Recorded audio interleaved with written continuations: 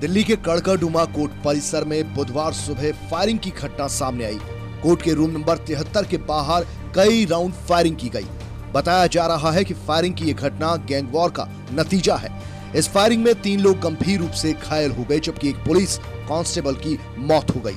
घायलों में एक कोर्ट का कर्मचारी भी बताया जा रहा है।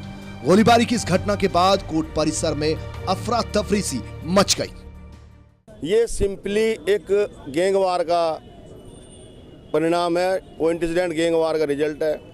किसी मुलजिम ने किसी मुलजिम को हायर करने मारने के लिए हायर किया। इनको ये दक्षिणपुरी के बच्चे थे, 4 थे, और उन्होंने जैसे ही वो अंडर ट्रायल प्रिजन कोर्ट के अंदर पेश होने आया तो इन्होंने उसे फायर कर दिया, जिसमें उसको भी गोली लगी है और एक उसको 3rd बटालियन का जो है सिपाही है उसको भी गोली लगी है।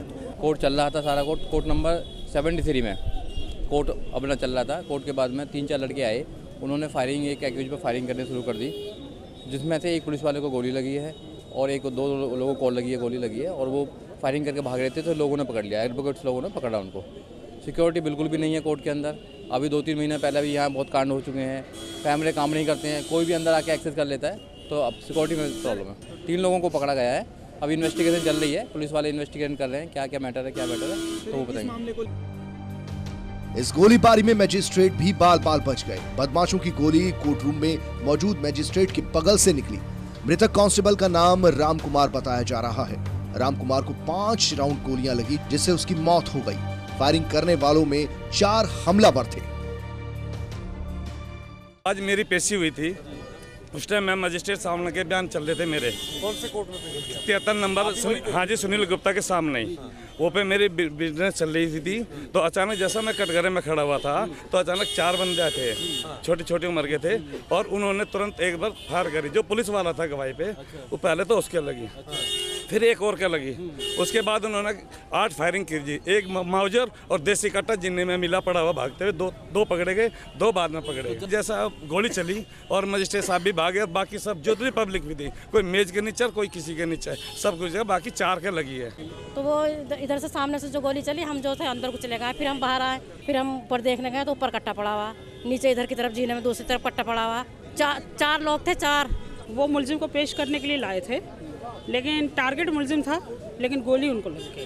टोटल गोली 3 लोगों को लगी है। एक एक्यूज जो है वो अभी हेडगेवार हॉस्पिटल में है। एक्यूज को गोली लगी है? हाँ, जिसको मतलब वहाँ से जैसे से पेश करने के लिए लाए थे। 73 नंबर कोर्ट के बाहर जो गोली चली है, एक मुजरिम को यहाँ पर लाया जा रहा था, जिस पर ये गोली चलाने की बात सामने आई। साथ ही साथ बता दें, ये गोली सिर्फ मुजरिम पर ही नहीं, बल्कि उनको जो हेड कांस्टेबल लेकर आ रहा था पेशी के लिए, उन पर भी गोलियां चलाई गई हैं और ऑन द स्पॉट उनकी डेथ हो गई है। साथ ही साथ बता दें, इस बीच जो ये बड़ी घटना सामने आ रही है, इससे जो सिक्योरिटी की बातें हैं उस पर सवाल या निशान जरूर कड़कड़डुमा कोर्ट पर खड़े हो रहे हैं, क्योंकि यहाँ पर लोगों का कहना है जो चीज चेकिंग के बाद अंदर जाई जाती है, उसके बावजूद इस तरीके की जो चीजें हैं अंदर कैसे चली गई और गोली जो कोर्ट के रूम के बाहर ठीक मारी गई है, तो ऐसे में सिक्योरिटी पर कड़ा सवाल खड़ा होता है।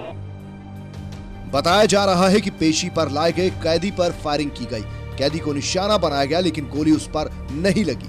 गोली चलाने वाले सभी आरोपियों को पुलिस ने पकड़ लिया है। पुलिस ने आरोपियों को हिरासत में लेकर पूछताछ भी शुरू कर दी है। कड़कड़डुमा कोर्ट में घुसकर फायरिंग को अंजाम देने का ये अपने आप में पहला मामला है।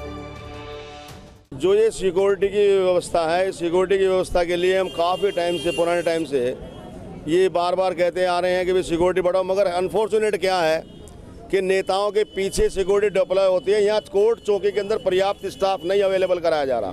टोटल 2 या 3 लोगों को गोली लगी है। ये लोग हाजिर पे आए थे कोर्ट के अंदर,